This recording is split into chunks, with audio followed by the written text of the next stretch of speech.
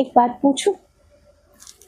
अगर कोई इंसान थोड़ी देर के लिए मर जाता है और फिर कुछ देर बाद वापस जिंदा हो जाता है, तो क्या लगता है सबसे पहले वो किसको ढूंढेगा? अपने माँ बाप को, अपने बच्चे को, या तो फिर अपने पति या पत्नी को, राइट? लेकिन इटावा में रहने वाली सुमित्रा के साथ जब ये सेम चीज हुआ, उसने सबसे पहले किसी और के बच्चे का नाम लिया। यही नहीं, उसने कुछ ऐसा कहा जिसने इस केस को बहुत ही ज़्यादा कॉम्प्लिकेट कर दिया। उसने कहा कि मैं शिवा हूँ और मुझे मेरी माँ संतोषी ने भेजा है। नमस्कार दोस्तों, मैं हूँ दिया और आप देख रहे हैं द डिवाइन डायरीज बाय दिया। आज हम बात करेंगे एक ऐसी केस की जो कि हमारे ही इंडिया के यूपी के स्थित इटावा के शहर में हुआ था। और ये एक ऐसी घटना है जिसने पूरी दुनिया की द कॉन्सेप्ट ऑफ रीइंकार्नेशन को हमेशा हमेशा के लिए चेंज कर दिया था। लेकिन उससे पहले मैं आप सबको अपने दिल से एक बड़ा सा थैंक यू देना चाहती हूँ, क्योंकि हमारे channel the divine diaries by Diya has reached more than 500 subscribers. किसी बड़े चैनल के लिए ये शायद एक सब्सक्राइबर काउंट होगा या फिर नंबर होगा, राइट? मगर मेरे लिए आप सब वो 500 लोग हो जो मेरे वीडियोस को हर दिन देखता है, लाइक करता है, कमेंट करते हैं, कुछ कुछ ने अपनी स्टोरीज भेजे हुए हैं। और ये वो लोग हैं, ये वो 500 लोग हैं जो मेरे साथ मेरी इस छोटी सी जर्नी का पार्ट है, जो हमारे इस डिवाइन डायरीज दिया की परिवार का एक हिस्सा है। और आपका इनफैक्ट ये जो सपोर्ट है, यही मुझे हमेशा एक बोलते ना, एक फ्यूल का काम करता है, ताकि मैं आपके लिए ऐसी ही और ढेर सारी पॉजिटिव घटनाएं, पॉजिटिव और मिस्टीरियस घटनाएं लेकर आ पाऊँ, जिन्हें सुनने के बाद आपके दिल में भी विश्वास का दिया जलता रहेगा। आई नो आप में से कुछ लोग ऐसे भी हैं जो इन्हें सिर्फ एज अ कहानी सुनते हैं, तो उनको मैं बोलूँगी जी हाँ, इनको एज अ कहानी सुन लीजिए अगर आपको इस पे यकीन ना हो। क्या पता कल को इन्हीं कहानियों में से आपकी किसी परेशानी का हल निकल आए। और जिन्होंने अभी तक सब्सक्राइब नहीं किया है, वो लोग प्लीज़ सब्सक्राइब कर लीजिए and be a part of this family. Also एक अनाउंसमेंट और है, अगले एपिसोड से जो टॉप 3 जो बेस्ट 3 कमेंट करेंगे, उनका नाम का शाउट आउट मैं अगले एपिसोड में से करना स्टार्ट करूँगी। तो चलिए, बिना ज़्यादा देर किए हुए शुरू करती हूँ मैं आज की घटना, the case of Sumitra and Shiva reincarnation. सबसे पहले हम थोड़ा सा सुमित्रा के बारे में जानते हैं। सुमित्रा जो थी एक पिछड़ी हुई गांव से थी, इटावा के ही स्थित एक गांव में से थी, जिसमें ना तो ठीक से स्कूल्स थे, ना मेडिकल फैसिलिटीज़ कुछ ज़्यादा अच्छा था, या फिर जॉब वगैरह के भी ज़्यादा अपॉर्चुनिटीज़ नहीं थी। सुमित्रा जब सिर्फ 11 साल की थी, उस वक्त उसने अपनी माँ को खो दिया था। और उनके जो पिताजी थे, क्योंकि उनके गांव में इतना ज़्यादा काम का ऑप्शन नहीं था, तो वो अहमदाबाद चले गए थे काम करने के लिए। तो 11 साल की उम्र में उन्होंने सुमित्रा को अपने किसी रिश्तेदार के घर में रख के अहमदाबाद गए अपने कामकाज के लिए। तो जो उनकी बचपन थी वो थोड़ा सा ट्रॉमेटिक थी। एक तो अपनी माँ से दूर, मतलब अर्ली एज में उन्होंने अपनी माँ को खो दिया था। ऊपर से उनके जो पिताजी थे वो भी उनके साथ नहीं थे, किसी रिश्तेदार के घर वो बड़ी हो रही थी। तो वो ना बिल्कुल गुमसुम सी अपने में ही रहती थी, बिल्कुल ही अकेली सी थी। जब सुमित्रा 13 साल की हुई, उस टाइम पे उसकी शादी जो है जगदीश सिंह के नाम की एक मैं आपको गाँव का नाम बता देती हूँ। उसका नाम था शरीफपुरा। जी हाँ, इटावा में ही एक गाँव था शरीफपुरा। वहाँ पे जगदीश सिंह नाम के एक लड़के से उनकी शादी हो जाती है और वो वहाँ से शरीफपुरा चले जाते हैं। अब जनरली क्या होता है कि शादी के बाद आपको एक फैमिली मिल जाती है। अगर किसी का ऐसी कंडीशन है कि माँ-बाप के पास है नहीं, मगर वो शादी करके अपने ससुराल गई है, तो वहाँ पे सास, ससुर, पति सारे होते हैं, राइट? लेकिन सुमित्रा के लिए थोड़ा-सा सिचुएशन अलग था। वो अपने सास-ससुर के साथ ही रह रही थी, मगर उनके पति जो थे, वो दिल्ली में नौकरी करते थे, जिसकी वजह से वो हमेशा उनके साथ नहीं रहते थे।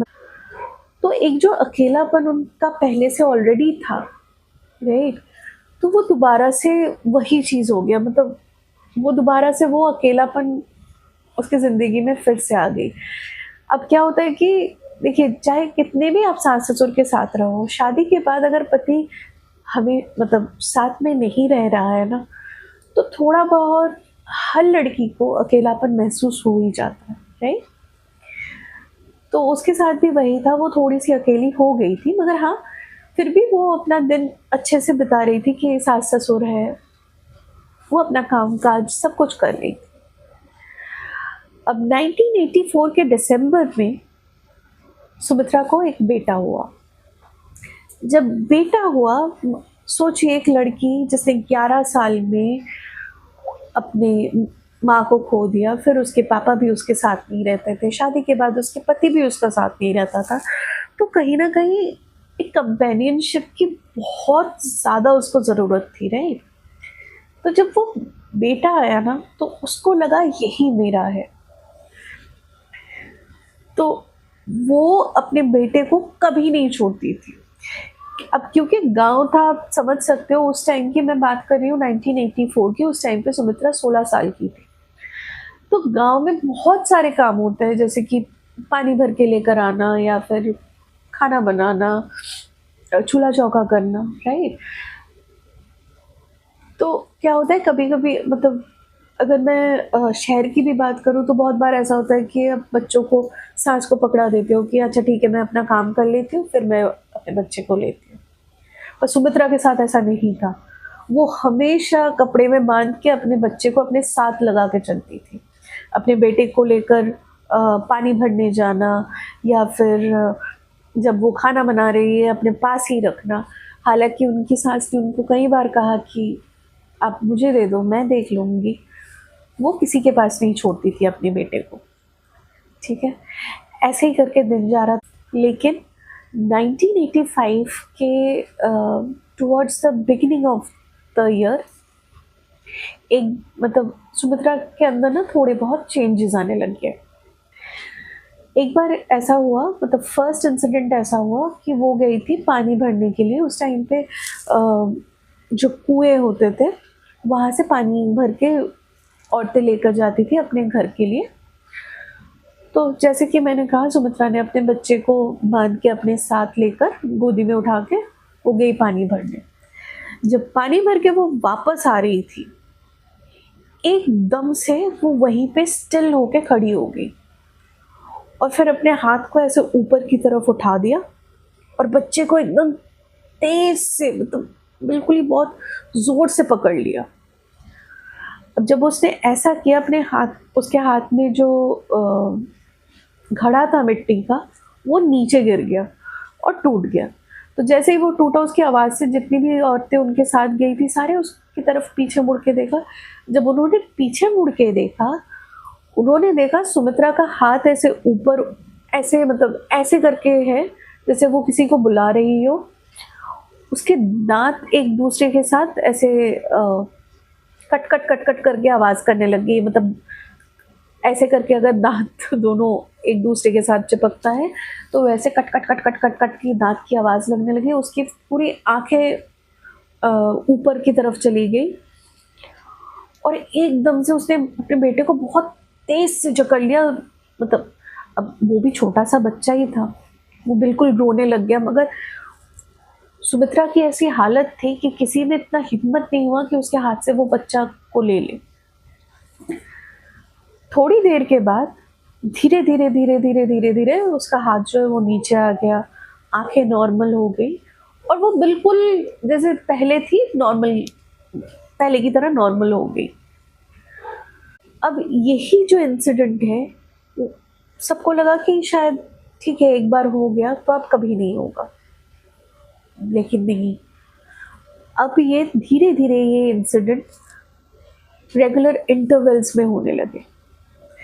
मतलब एक दिन ऐसा हुआ कि उसकी सास कमरे के अंदर थी। अब तब के टाइम पे क्या होता था कि ऐसे घर के आगे आंगन होता था, तो अचानक से उसकी सास को आंगन में से किसी के जोर जोर के सांस लेने की आवाज़ आई और एक ना दांत, एक ऊपर वाला दांत अगर नीचे वाले दांत के साथ ऐसे ऐसे ऐसे करके लगता है cut cut cut cut cut की आवाज़ होती है, उस दांत की आवाज़ आने लगी कट कट कट कट करके। जैसे ही हुआ वो दौड़ के बाहर गई और बाहर जाते ही इस वक्त उसका जो बेटा था वो सुमित्रा के साथ नहीं था। तो सास ने देखा सुमित्रा के दोनों ही हाथ ऐसे ऊपर उठ गए हैं और उसकी आंखें एकदम ऊपर चली गई है और वो वैसे मतलब दांत, दोनों दांतों में लग के कट कट कट कट करके आवाज़ आ रही है और बहुत ज़ोर ज़ोर से सांस ले रही है। उसने बहुत बार सुमित्रा को आवाज़ लगाया कि सुमित्रा सुमित्रा उठ जा, क्या कर रही है क्या कर रही है। कोई आवाज़ नहीं, उसने कुछ रिप्लाई नहीं दिया। फिर अचानक धीरे धीरे धीरे धीरे करके वो नॉर्मल हो गई। अब चीज़ें ना ऐसे ही चलने लगी उन लोगों के साथ। मतलब अब क्या हो रहा था कि जो ये इंसिडेंट्स थे वो धीरे धीरे रेगुलर इंटरवल्स में होने लग गया, जैसे कि हर हफ्ते एक बार, हर 2 दिन में एक बार, ऐसे करके करके ये चीज़ें होने लग गई। उन्होंने अब गांव का चीज़ है, गांव वालों ने कहा कि किसी को बुला लो, झाड़ा लगा लो, तो उन्होंने मतलब सुमित्रा के जो घर वाले थे, उनके सास ससुर थे, उसके पति थे, उन्होंने ये सारा सब कुछ किया कि हकीम को बुला के दिखा लिया। फिर जो भी वहाँ पे झाड़ने वाले होते हैं, जो झाड़ा लगाते हैं, उनको बुला लिया कि कुछ है कि नहीं, वो देखने के लिए बुलाया। किसी को कुछ नहीं दिखा, मगर हाँ झाड़ा लगाना था वो लगा दिया, सब कुछ कर लिया। पर ये इंसिडेंट नहीं रुका, ये एपिसोड्स जो होते थे उसको, ये सारे एपिसोड्स नहीं होने, मतलब नहीं रुका, वो होने ही लगा। और ये कभी भी होता था कि कभी वो काम कर रही है, बैठी हुई है, खाना बना रही है, पानी लेकर आ रही है, कभी भी होने लगा। अब जब ये सारी चीज़ें होने लगा तो उनको लगने लगा कि ये कभी भी ऐसा इसको मतलब उनको लगा कि ये दौरा पड़ रहा है उनको। तो उन्होंने क्या किया कि सुमित्रा को समझाया कि देखो तुम्हें ना ऐसे दौरे आने लग गए हैं, तो जब मतलब तुम अगर अपने बेटे को हमेशा अपने साथ लेकर रहोगे तो हो सकता है कि उसको कोई नुकसान हो जाए।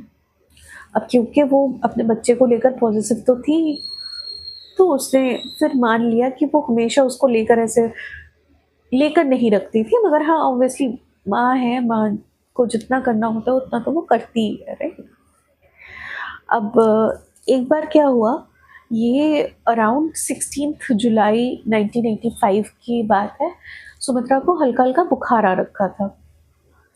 अब सबको लग रहा था कि शायद ये जो एपिसोड्स हो रहे हैं, ये जो दौरे इनको पड़ रहे हैं, तो इसी की वजह से इसकी तबीयत खराब हो रही है। फिर सडनली बैठे बैठे उसको वो दौरा दोबारा से हुआ। इस बार उसके पति भी घर पे था, तो उनके सामने ये सारी चीज़ें होने लग गई। तो जनरली क्या होता था कि ये जो इंसिडेंट होते थे उसमें वो ज़ोर ज़ोर से सांस लेती थी, उसका आंखें पलट जाते थे और उसके दांतों में दांत लग जाते थे और ऐसे कट कट कट कट करके दांतों की आवाज़ आती थी। लेकिन इस बार उसने दौरा हुआ था, दौरा पड़ा था उनको, उसी के बीच उसने कहा कि मैं 3 दिन बाद मर जाऊंगी। अब आज से 3 दिन बाद मैं मर जाऊंगी। और ये बोलने के बाद वो फिर धीरे धीरे धीरे धीरे धीरे करके नॉर्मल हो गई। सबको लगा शायद बुखार सर पे चढ़ गया हो, तो शायद उसकी वजह से उसने कुछ मतलब गलत बोला है, मतलब सबको लगा कि ये उसी के वजह से उसने बोला है। लेकिन जब उसको होश आया, उसकी पति ने ये बात उसको कही कि तुमने दौरे में ये बात कहा है कि 3 दिन बाद तुम मर जाओगी, ऐसा क्यों कहा तुमने? तो एज यूजुअल सुमित्रा को कुछ पता ही नहीं था। उसने कहा कि मुझे तो नहीं पता मैंने ये कहा, मगर हाँ अंदर से वो डर भी बहुत गई थी। तो जब 3 दिन बाद 19 जुलाई आया, उनके घर वालों ने, सुमित्रा ने मेक श्योर किया कि वो ऐसा कोई काम ना करे जिससे उसको कोई भी क्षति पहुंचे, कोई भी प्रॉब्लम हो उसको। तो उस पूरा दिन वो घर में बैठी थी। फिर मतलब थोड़ा थोड़ा जैसे कि शाम के वक्त उसकी एक दोस्त उसके घर के सामने से जा रही थी, उसको देखकर वो बाहर निकली उससे बात करने के लिए। वो दोनों बात ही कर रहे थे कि अचानक से सुमित्रा फिर से पॉज हो गई, और पॉज होने के बाद धीरे धीरे धीरे धीरे धीरे धीरे वो सफ़ेद पड़ने लगी। मतलब जोर जोर से चिल्लाए तो वो घर वाले सारे आ गए, और जैसे ही घर वाले, जब तक घर वाले आए तब तक सुमित्रा वहाँ पे कोलैप्स कर गई थी। तो घर वालों ने उसको पकड़ के घर के अंदर लेकर गए। सबने नर्व्स वगैरह चेक किया, सांस वगैरह चेक की, तो उन्होंने देखा सब कुछ बंद है, कुछ नहीं चल रहा है, ना सांस चल रहा है, ना पल्स चल रही है, ना कुछ। अब फिर से वो हकीम या वैद्य जो भी है उनको बुलाया गया देखने के लिए, और उन्होंने ये कंफर्म कर दिया कि सुमित्रा मर गई है। तो सबने पूछा कि मतलब वजह क्या थी, तो हो सकता है कि जो बुखार था उसकी वजह से हुआ हो, या फिर उनकी तबीयत पहले से खराब चल रही थी तो उसकी वजह से हो, मगर सुमित्रा जिंदा नहीं थी। अब वहाँ के जो पंडित जी थे, तब उन लोगों को ये स्ट्राइक किया कि सुमित्रा ने 3 दिन पहले ये कहा था कि मैं 3 दिन बाद मरने वाली हूँ। तो वहाँ के पंडित जी ने कहा कि ये एक बहुत ही अनयूजुअल घटना है, ऐसा जनरली कहीं पे नहीं हुआ है। तो जो बॉडी है उसका जितना जल्दी हो सके अंतिम संस्कार कर दो, क्योंकि हिंदू धर्म में ऐसा बहुत सारी मान्यता होती है कि अगर बॉडी रह जाती है ऐसे, और वो भी अनयूजुअल सिचुएशन, ऐसा नहीं है कि भाई तबीयत खराब थी या फिर उम्र हो चुकी थी जिसकी वजह से उसकी मौत हुई थी। एक जवान 17 साल की लड़की अचानक से 3 दिन पहले बोलती है कि 3 दिन बाद मैं मरने वाली हूँ, और 3 दिन बाद वो मर भी जाती है। तो ये बहुत अनयूजुअल था। तो उन्होंने जो रिचुअल्स हैं वो रिचुअल्स करना शुरू किया, क्योंकि वो सुहागन थी तो उनको नहलाया धुलाया और कपड़ा वपड़ा पहनाया जा रहा था। इतने में जो गांव की औरतें ये सब काम कर रही थी, उन्होंने देखा कि अचानक से सुमित्रा के हाथ पैर पे मूवमेंट आने लग गया। अब क्या होता है कि अगर कोई गुजर गया है, बहुत बार ऐसा होता है कि हाँ जो मर जाते हैं उनके शरीर में थोड़े बहुत मूवमेंट्स होते हैं, तो वो मसल्स के जो कॉन्ट्रैक्शन होते हैं उसकी वजह से होता है। ये साइंटिफिकल एक्सप्लेनेशन है साइंस में। पर उनकी सुमित्रा की अचानक से सांस भी चलने लगी थी। तो ये देखने के बाद जो औरतें थी गांव की, वो डर के मारे बाहर आ गए। अब कुछ लोग गए अंदर।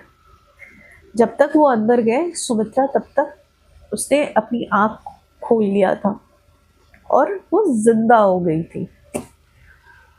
जैसे ये हुआ कि सब बहुत ज़्यादा मतलब घबरा गए थे इस चीज़ को देखकर कि एक मरी हुई इंसान अचानक से जिंदा हो गई। अब ये गांव वालों की बात कर रही हूँ, जो उसके घर वाले थे वो तो ऑब्वियसली खुश हो गए कि भाई बच्ची मर के मगर फिर भी जिंदा हो गई है। पर अब जिंदा होने के बाद सबने अपनी खुशी जाहिर की, सबने उसको उनकी जो सांस थी, उनकी जो घर वाले थे, सब उनको गले लगा के रोने लग गए, सब कुछ करने लग गए। मगर सुमित्रा ने कोई भी इमोशन नहीं शो किया, कुछ भी नहीं, और उसने एक शब्द भी नहीं बोला पहले एटलीस्ट 1 दिन तक। फिर उसका पति आया। पति आके जब उसको गले लगाने की कोशिश की, मतलब पति ने उससे पूछने की कोशिश की कि क्या हो गया, बात तो करो हमसे, इट्स ओके, हम समझ रहे क्या हुआ था तुम्हें, तबीयत खराब हो गई थी, ऐसा हुआ था, मुझे तो लगा कि मतलब एक होता है ना पति पत्नी में।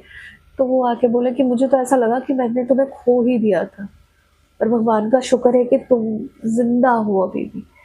ऐसा करके एक होता है ना कि हस्बैंड वाइफ में एक मोमेंट आता है। जब वो हुआ उस टाइम पे सुमित्रा ने रिएक्ट किया और उसने उसके पति को एकदम झटके से हटा दिया, अपने अपने से दूर कर दिया और करके कहा कि शर्म नहीं आती है, पराई औरतों को तुम मतलब हाथ लगा रहे हो। तो वो तो एकदम भौचक्का रह गया कि भाई कौन पराई औरत, तुम तो मेरी पत्नी हो। बोलते नहीं, मैं आपकी पत्नी नहीं हूँ और मुझे बिल्कुल हाथ मत लगाना। तो उसने बोला कि क्या हो गया सुमित्रा। तो उसने बोला कौन सुमित्रा, मैं सुमित्रा नहीं हूँ। और तो उसने पहले तो ये कहा कि मैं सुमित्रा नहीं हूँ। फिर उसने पूछा कि तुम सुमित्रा ही तो हो, देखो ये हमारा घर है। फिर बेटे को लाके, क्योंकि अब सुमित्रा की बहुत ज़्यादा अटैचमेंट थी अपने बेटे से, तो बेटे को लाके दिखाया, देखो ये हमारा बेटा है। बोलता नहीं, ये मेरा बेटा तो है ही नहीं, मेरे बच्चे तो बड़े बड़े हैं रिंकू टिंकू, ये मेरा बेटा है ही नहीं, और मैं सुमित्रा नहीं हूँ, मैं शिवा हूँ। और उसका ना एक सुमित्रा की बोलने की स्टाइल अलग थी। तो जब सुमित्रा ने दोबारा से एज अ शिवा बात किया, उसके बोलने की बिल्कुल ही स्टाइल अलग हो चुकी थी। तो सब तो दंग रह गए कि क्या हो गया अचानक से इसको। अब अगले दिन उसने जब साड़ी पहना, तो साड़ी जैसे सुमित्रा पहनती थी वो बिल्कुल ही अलग तरीके से साड़ी पहना। अब जो सुमित्रा के साथ ये हुआ था, ये गांव में, मतलब गांव के लोगों के मुंह से हर जगह पे ना फैल चुका था बातें। अब कुछ दिनों बाद सुमित्रा के घर में एक बुजुर्ग आए, उसके गेट में नॉक किया। और जैसे ही नॉक किया तो जो सुमित्रा का पति था उसने दरवाज़ा खोला, जगदीश ने। और जगदीश ने जैसे ही दरवाज़ा खोला तो उन्होंने उस इंसान को देखा। तो उसने बोला कि नमस्कार, मैं मिस्टर राम सिया त्रिपाठी हूँ, आपके इस घर से मुझे बहुत सारे लेटर्स आ रहे हैं। थोड़ा सा तो अचंभे में पड़ गया था कि कौन लेटर लिख रहा है, और इस इंसान को तो हम कोई जानते भी नहीं है। तो जब तक ये बात चल रही थी उसने भी ये बताया कि हमारे घर में से कौन ही लेटर लिख सकता है, क्योंकि मेरे पत्नी को, मेरे माँ बाप को लिखना तो आता नहीं है इतना, मतलब इतने पढ़े लिखे कोई है नहीं कि लेटर भेजेंगे, और आपको तो हम जानते भी नहीं हैं। तो उन्होंने वो लेटर्स निकाल के दिखाया कि देखो ये सारे लेटर्स मेरे पास आ रहे हैं। तो जब तक ये बात चल रही थी ना, जो रामसिया त्रिपाठी जी थे उनकी आवाज़ सुनकर सुमित्रा अंदर से दौड़ती हुई आई और एकदम से रामसिया त्रिपाठी जी को मतलब गले लगा लिया और रोने लग गई। और रो के बोलती है, पापा मैं हूँ, मैंने लिखा था आपको लेटर। तो रामसिया त्रिपाठी जी जो थे, रामसिया मतलब त्रिपाठी जी जो थे, वो बोल रहे कि तुम हो कौन। और उन्होंने ना ऐसे उसको दूर हटा दिया कि भाई कौन हो तुम, मैं तो तुम्हें नहीं पहचानता, तुम कैसे मेरी बेटी हो सकती हो। तो फिर वो रोते हुए बोली, पापा मैं शिवा हूँ, आपकी शिवा। तो जब उन्होंने ये सुना ना, वो थोड़ी से कुछ वक्त के लिए वो बिल्कुल चुप हो गए। और फिर उसने कहा कि तो ये चिट्ठियाँ तुम लिख रहे थे। तो बोला हाँ मैं लिख रही थी, आप पापा मैं हूँ शिवा, पहचानो ना आप मुझे। तो थोड़ा सा उनको अजंबा हुआ। उन्होंने कहा कि तुम झूठ बोल रही हो, सच तुम नहीं बोल रही हो, कैसे हो सकती हो तुम मेरी शिवा। बोलती है पापा मैं आपकी शिवा हूँ, सच में देखो मुझे। तो उन्होंने क्या किया कि बोला कि ठीक है, मैं कुछ फ़ोटोज़ लेकर आई हूँ, सॉरी, मैं कुछ फ़ोटोज़ लेकर आया हूँ, मुझे बताओ ये कौन है? करके उन्होंने एक पुरानी एल्बम निकाली, जब जो शिवा करके जो है, वो जब छोटी-सी थी, उस टाइम का एक एल्बम लेकर आए थे वो। उसको निकाल के उन्होंने दिखाया और सुमित्रा ने उस फ़ोटो में मतलब फ़ोटो में जितने भी लोग थे, सबको पहचाना। फिर उन्होंने एक येलो कलर की साड़ी निकाली, सुमित्रा ने उसको भी पहचान लिया। उसने एक वॉलेट, त्रिपाठी जी ने सुमित्रा को एक वॉलेट और एक घड़ी दिखाई, बोला ये किसका है बताओ। तो सुमित्रा ने उसके बारे में भी जितने भी आंसर्स दिए सारे सच थे। यही नहीं, त्रिपाठी जी एक एक करके उनको फोटो दिखा रहे थे, उन्होंने सबको पहचाना। फिर उसकी शादी की बात की, शिवा की शादी की बात की जो फोटोज थी वो दिखाया, उसने वो भी पहचान लिया। इवन कि जो बच्चे थे उनके, उसने उसको पहचाना कि ये है मेरे रिंकू और टिंकू। अब त्रिपाठी जी ने एक और फोटो दिखाई, एक औरत की फोटो। अब जैसे ही उस औरत की फोटो उसने देखा, वो जोर जोर से सांस लेने लग गई। अब जैसे ही उसने जोर जोर से सांस लेना शुरू किया, तो जो जगदीश है वो डर गया, क्योंकि कुछ दिनों पहले ही ऐसा हुआ था उसके पत्नी के साथ इंसिडेंट। तो बोलता है क्या हुआ क्या हुआ क्या हुआ?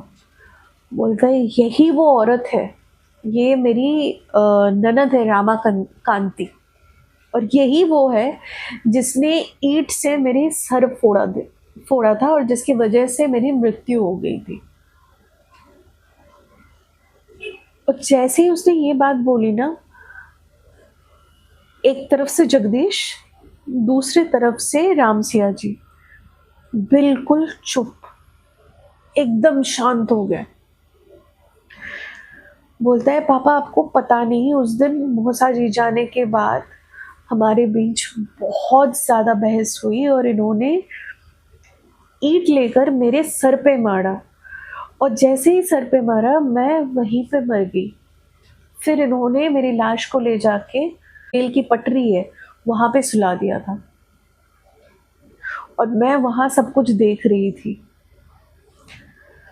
तो फिर ऑब्वियसली राम त्रिपाठी जी, उनकी बेटी थी शिवा, तो उनके आंखों से थोड़े थोड़े आंसू आने लग गए थे बाय दैट टाइम। ऑब्वियसली अगर आप अपने संतान को खो देते हो और फिर आप देखते हो कि वापस वो आपके सामने खड़ी है, किसी और रूप में ही सही, पर है तो आपकी औलाद ना, तो वो बिल्कुल ही रोने लग गया और उसने शिवा को ऐसे हक करके बिल्कुल रोने लग गया और बोला कि हाँ तुम ही मेरी शिवा हो। आज मुझे यकीन हो गया, क्योंकि सुमित्रा ने ऐसी ऐसी चीज़ें बताई थी जो मतलब एज सुमित्रा उसको जानने का कोई मतलब उसके पास कोई सोर्स ही नहीं था। वो डिटेल सिर्फ और सिर्फ शिवा के पास थी। अब हम यही नहीं रुके, ऑब्वियसली जब ये बात चारों ओर पता चला ऐसी ऐसी बात है, और जो सुमित्रा उस दिन मर गई थी, फिर वो जब जिंदा हुई वो सुमित्रा नहीं है, वो शिवा है। जब ये बात फैला तो डॉक्टर आयन स्टीवेंसन और डॉक्टर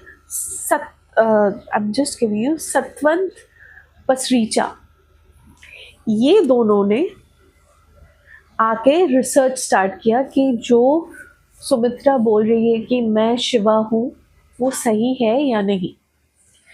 तो उन्होंने फैमिली फ़ोटोज़ है या फिर जो बहुत सारे इंटरनल इन्फॉर्मेशन, अब जो शिवा वाली केस थी, मैं थोड़ा सा उसका भी बैकड्रॉप आपको देती हूँ। जो शिवा का केस था, शिवा वॉज वेरी एजुकेटेड, वो उस टाइम के वो ग्रेजुएट थी होम इकोनॉमिक्स में ऑनर्स था उसका। तो she was well educated woman. उसकी जब शादी हुई तो जो उनके ससुराल थे, एक तो वो बहुत ज़्यादा पढ़ी लिखी थी, उस चीज़ को लेकर वो लोग थोड़ा सा लो फील करते थे। इसके अलावा भी दहेज को लेकर उन लोगों के बीच में बहुत हर मतलब ऑलमोस्ट हर रोज़ उन लोगों में मत मतलब हर बार वो लोग उसको ताने देते रहते थे। और इसी दहेज के चीज़ को चलते उन्होंने क्या किया कि सुमित्रा को मार सॉरी नॉट सुमित्रा, उन्होंने शिवा को मार दिया था। और मार के उसकी लाश को ट्रेन की पटरी में, जैसे कि उस टाइम पे सुमित्रा ने बताया था त्रिपाठी जी को, पटरी में रख दिया था। और अगले दिन मतलब ये हुआ था 18 मई की 1985, 18 मई 1985 में ये घटना हुआ था। और 19 मई को उन्होंने शिवा के घर में ये इन्फॉर्मेशन दी कि शिवा ने आत्महत्या कर ली। पर ऑब्वियसली जिस दिन 18 मई के दिन उसकी जब उन लोगों में तू मैं चल रही थी, बीच में एक बार उनकी शिवा के मौसा जी आए थे उसको मिलने के लिए। तो उन्होंने किसी तरह थोड़ा सा बात को संभाल के वो चले गए थे। उसके बाद इन्होंने जो मर्डर था वो किया था। तो ऑब्वियसली मतलब जो उसके पिताजी थे उन्होंने पुलिस केस की, मगर बिकॉज एविडेंस नहीं थे उनके जो ससुराल वाले थे उनके अगेंस्ट, तो वो छूट गए थे। अब शिवा ने ये कहा रिसर्चर्स को कि मैं मर गई थी, पर मुझे मेरी माँ संतोषी ने वापस भेजा। उन्होंने मतलब मैं अपने बेटों के लिए वापस आना चाह रही थी, मगर इन लोगों ने मेरे बॉडी को जला दिया था। तो मेरी माँ संतोषी ने फिर सुमित्रा की जो बॉडी है उसमें मुझे भेजा। जो रिसर्च कर रहे थे डॉक्टर स्टीवेंसन और डॉक्टर पसरीचा, उन्होंने उनकी हैंडराइटिंग मैच करवाई। उन्होंने एक एक डिटेल्स पूछा शिवा से, सुमित्रा से शिवा के लिए, और उसने सारे सवालों का जवाब सही दिया। जो चीज़ें शिवा वाला केस न्यूज़पेपर में भी आया था, पर वो इन्फॉर्मेशन जो न्यूज़पेपर में नहीं था, वो सारे इन्फॉर्मेशन भी सुमित्रा ने डॉक्टर स्टीवेंसन और डॉक्टर पसरीचा को दिया, जिससे ये प्रूफ हो गया कि वो सुमित्रा नहीं शिवा है। और ये महज कोई 3-4 घंटे का केस नहीं था, 3-4 घंटे के लिए वो नहीं बनी थी शिवा। 19 जुलाई 1985 से लेकर 1998 तक, जब तक सुमित्रा की बॉडी जिंदा रही तब तक शिवा भी उसमें जिंदा रही, विच मीन्स कि वो जो रीइंकार्नेशन था वो सुमित्रा की बॉडी में शिवा का रीइंकार्नेशन था। और बाद में एक थ्योरी ये एस्टैब्लिश हुई कि this is a replacement reincarnation. अब आई एम श्योर आप लोगों के दिमाग में ये आ रहा होगा कि क्या ये रीइंकार्नेशन है, क्या ये पोजेशन है, या फिर कुछ और फिनोमेना। मगर जो भी था, शायद कहीं ना कहीं वो माँ संतोषी में इतना मानती थी कि उसको माँ संतोषी ने दोबारा से दुनिया में भेजा, एक और मौका देकर, ताकि वो अपने कातिलों का बदला ले सके, क्योंकि एविडेंस तो था नहीं उसके अलावा। और कहीं ना कहीं उसके जो बेटे थे रिंकू और टिंकू, उनको माँ की साया दोबारा से मिले।